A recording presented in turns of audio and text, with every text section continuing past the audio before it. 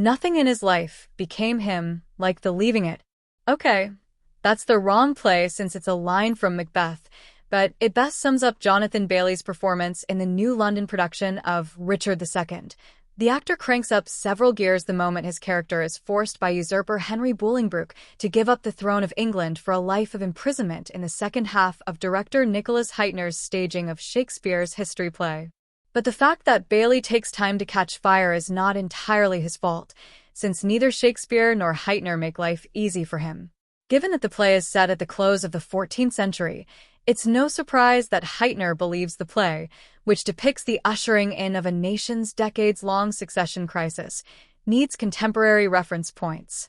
That explains composer Grant Olding's doom-laden, grinding, low strings that herald a driving rhythm and a light touch, bitter piano melody opening the production, a clear hat tip to Nicholas Brittle's Beethoven-tinged theme to Succession. It also governs Bob Crowley's crisp men in black suits design. The antithesis of the exuberantly colored guys and dolls, the last show to play at Hytner's physically versatile Bridge Theatre, and which ran almost 2 years. This limited run of Richard II is stripped down and stern. Gone is the expected heraldry and splendor of the English court in which King Richard traditionally basks. Instead, the audience is arranged in the round observing a traverse-style black runway staging with changing, minimal locations being lifted up through the floor on hydraulics.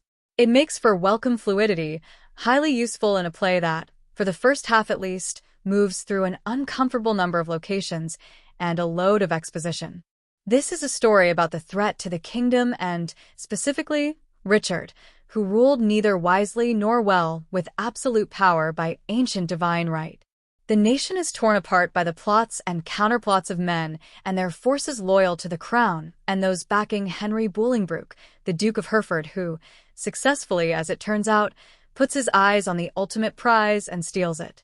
That the tussle for dominance between the men is so potentially dramatic is illustrated by the fact that around 50 years ago, Richard Pascoe and Ian Richardson, two leading Shakespeareans of their day, alternated the roles when they led the play in a celebrated RSC production.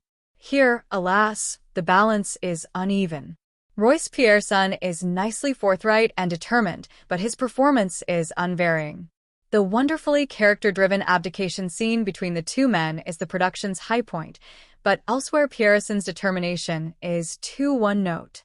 Anyone questioning the wisdom of the star casting of Bridgerton and Wicked talent Bailey should bear in mind that he played Cassio in Hytner's riveting Othello at the National Theatre back in 2013 and followed that with an arresting Edgar/Mad Tom opposite Ian McKellen's King Lear for director Jonathan Munby. As a result, his handling of the language and, crucially, the intent behind it is entirely easeful. His king is self-satisfied and perfectly petulant, dispatching orders and often men's lives with gleaming disdain. He's even better when he's calmly and quietly coming to understand himself and the nature of his previous selfishness in the play's highly reflective and tender final scenes. But between those extremes of temperament, the living center of the character remains unseen, robbing the production of strength.